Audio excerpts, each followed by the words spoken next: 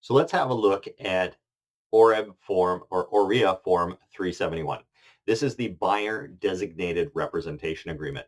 It it is the new version of the form we used to use, which was just called a buyer representation agreement.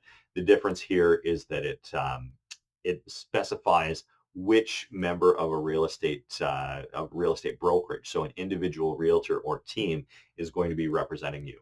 It's important because it used to be that the whole brokerage was considered your legal representative, and in fact, we there still are ways we can have that written out. But generally speaking, as a realtor, or sorry, as a home buyer in Ontario, you want to be represented by a specific realtor from a brokerage. That way, there's not a conflict if you're offering on a property that's also represented by a realtor from that same brokerage that might be on a different team or even in a different office. Okay, so let's go through. So first of all, it says it's between the brokerage. So we've got Royal LePage Performance Realty there at 165 Pretoria, and the rest of my details. You'll notice that we don't fill in the fax number, even though there's a spot for it, just because it's not 1992. So we're not using faxes anymore. And the buyer. So in this case, it's Jim Halpert and Pam Beasley are our clients there, and they have their address 123 Banana Street in Ottawa, Ontario. And the designated representative is Nicholas Funditis, so it's me. So it means that I have a legal duty to represent them and their best interests as they search for a home. Now, if I wanted to, or if, I mean, I should say, if me and Jim and Pam wanted to, we could add in other people there. So we could add in, say, Kareem from my team or Chelsea, because sometimes what we'll do is we'll have more than one team member will help one of our clients on a search. So say if we know that, uh, there's availability issues or things like that at certain times of the year, or for whatever reason. So maybe it's a really good friend of mine or something like that, and I'm jumping in to be involved in their search on something that Chelsea's helping with, for example.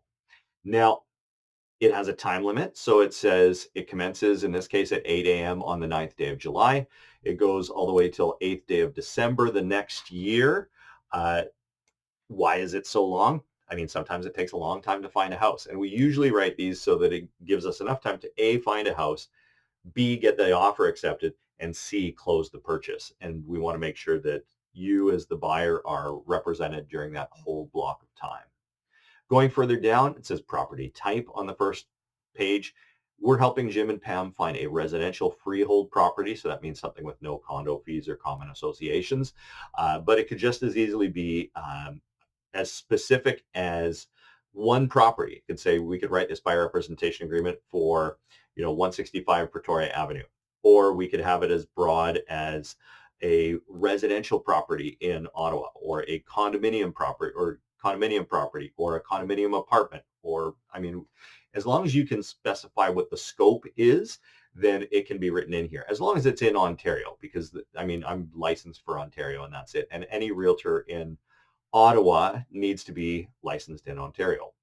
Geographic region, it says Ottawa Real Estate Board. If you happen to be watching this and you're in Toronto, you've got a Toronto realtor, yes, they are licensed to help you buy a property in Ottawa. Should they be? My opinion is probably not. So, I mean, I don't help any of our clients. We have clients who move down to Toronto and we don't help them buy houses. Why? Because we don't know the Toronto market. Even from the research we can do, and we can do a reasonable amount, we don't really understand what are good neighborhoods, what are bad neighborhoods, what's trending up, what's trending down, what's right for our clients. And that's what you have to think about when you are working with a realtor. Just as a side note, is make sure it's somebody who understands the market that you are trying to buy into. So there's my rant there. Ottawa Real Estate Board. Again, this can be as small as a single house. It can be as broad as the province of Ontario. Usually we say Ottawa Real Estate Board.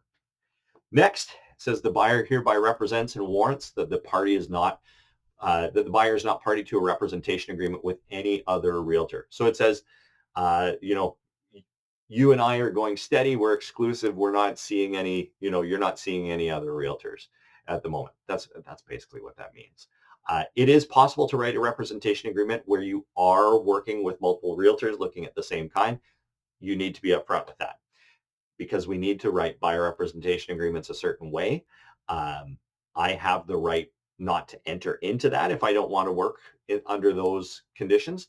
Um, but the danger for a buyer is that if you sign a buyer representation agreement with more than one realtor, you may potentially owe commission to more than one realtor when you buy a house, even if you buy it with a different realtor than the one, than another one you have a representation agreement. It is possible for a realtor to find out, what you bought, I guess. Whether we choose to pursue it or not, I mean, it's sort of up to us in the brokerage.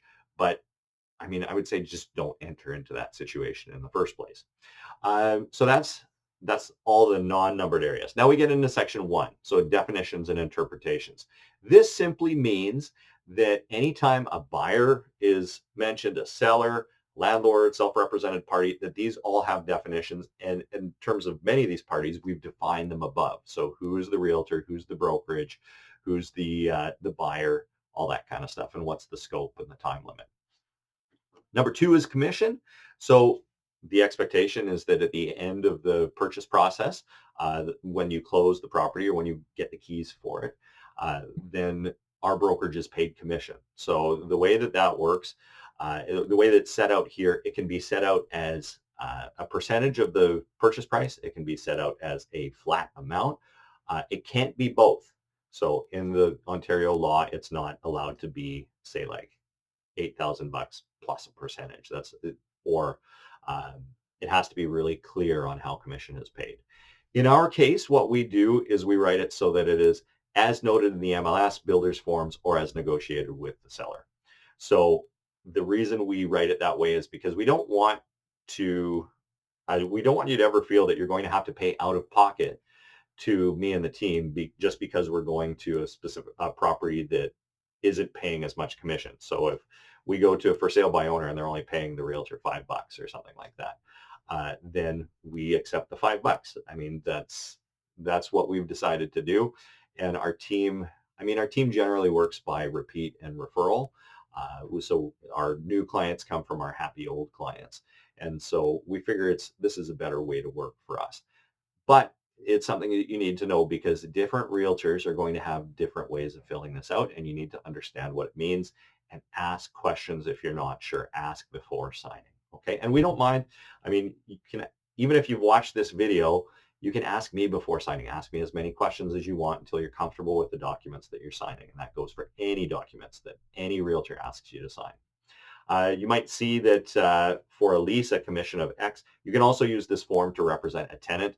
I haven't used that in this example here, but it's very similar. Usually with a tenant, we ask to be paid half a month's rent or whatever the landlord is offering. There is a spot called a holdover paragraph. It says the buyer agrees to pay the brokerage such commission if the buyer enters an agreement within 90 days after expiration of this agreement. This is talking about, so let's say, I'm working with a buyer, not you, because you're totally on the level, but I'm working with a buyer and we go to, maybe we place an offer on a house at 165 Pretoria and it doesn't get accepted, but the seller afterwards, who is working with a realtor of their own, decides that he's seen the name of the buyer on the representation agreement or on the offer, and he just says, okay, I'm going to reach out to this buyer. I'm going to fire my realtor. I'm going to encourage this buyer to fire their realtor, and then we're going to get the deal done without commission. Well, anyways, if they do that within 90 days of, in this case, 90 days of the expiration of this buyer representation agreement or cancellation or whatever, then me and my brokerage have a right to pursue for commission. And in this case, we would pursue it from the buyer. So it is a clause to cover the realtors. We put it for 90 days because it just discourages that sort of behavior, which is pretty unethical if someone decides they're going to do that. If I haven't explained that clearly enough, reach out to, you can talk to me when we meet, or you can reach out to me by email or phone call, and I'm happy to go into a deeper explanation of it. Number 3, representation. So the buyer acknowledges that the brokerage has provided the buyer with written information and explaining agency agreements. So it's this form. It is also the RICO information guide. It's an excellent document that I've covered in another video. And it just talks about how what the realtor's role is, what being represented by an agent means in a legal sense, and what your rights and responsibilities are as a buyer or as a seller. Further talks about multiple representation. So let's say I have a property listed and we make an offer on it because I think it's because I think it's a good property for you. You agree, you've written an offer on it. We've now entered multiple representation where I'm representing both the buyer and the seller. There's certain rules that have to be followed here to make sure that we're not undermining your bargaining position and we're not undercutting the seller's bargaining position. So there's a few rules. First of all, the buyer has to understand. So you have to understand that the brokerage will not disclose that the seller may or will accept less than the listed price, that the buyer may or will pay more than the offered price, the motivation or personal information. So we're not allowed to tell why you want this home or why the seller is selling to the other party, um, unless there's some not doing so would be fraudulent in some way. That the price the buyer should offer, that the seller should accept. This is a big one because buyers often ask us, what should we offer that's going to be accepted. um, when we're working with you not in multiple representation, I mean, that guidance is part of it. uh, Now I would say in multiple representation, it's more education. So we're showing you all the comparables. We're helping you understand the market and helping you reach, um, you know, an idea of what the property is worth and therefore what you should offer. But you're reaching that final decision on your own, and we can't nudge you in one direction or the other. The broker shall not disclose the buyer to any terms of any other offer unless directed by the seller in writing, or that the broker shall not disclose to the seller the terms of any other offer by this buyer. So there you go. Um, that is how multiple representation works. This is an area that realtors, if you go in legal cases, this is an area where realtors occasionally get in trouble because they've handled this poorly. We The odd time that we enter into it, we handle it very carefully and we slow everything down to make sure it's fully explained to you. However, what we mostly try and do is just not enter into it at all, for a variety of reasons. Complexity is one. Another one is just we want to make sure that there's no feeling from our buyer or seller client that they're not being treated fairly. 4, referral of properties. So this is a responsibility by you, the buyer, to refer properties to me, your realtor. So if there's a property you like, whether it's on the MLS or whether it's the guy up the street, so your neighbor says they're going to be selling their home. If you're under a buyer representation agreement, you have an obligation to let me know. Basically, if you have information that will help me do my job for you, I mean, send me that information. I want to know what will help. 5 is indemnification. So I am a realtor. I'm not a home inspector. I'm not an insurance broker or a mortgage broker or anything like that. So I can, this is indemnifying me. This is saying that I do not fulfill those roles for you. Mine is in the valuing of properties and writing contracts on them for you. Uh, the other stuff is to a certain extent buyer beware, but we will also connect you with the proper professionals. So we will give you referrals to the proper professionals so that you can get the information you need to make a smart decision. 6, finder's fee. Um, Buyer acknowledges that brokerage may be receiving a finder's fee or a reward. So, for example, if I refer a certain lawyer to you, there are certain lawyers who will offer a kickback to realtors, which is what it is, like kickback or a bribe or a finder's fee or whatever, to us for referring clients to them.